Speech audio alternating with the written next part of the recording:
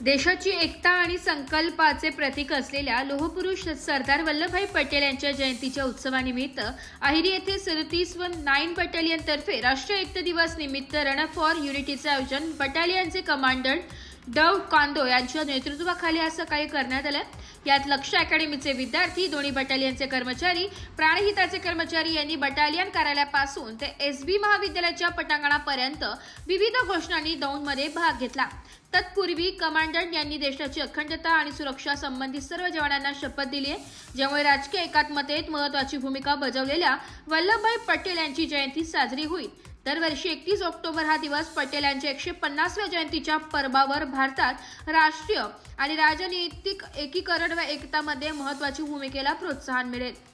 S Marathi news साठी तालुका प्रतिनिधी तिरुपती मडावी, अहेरी।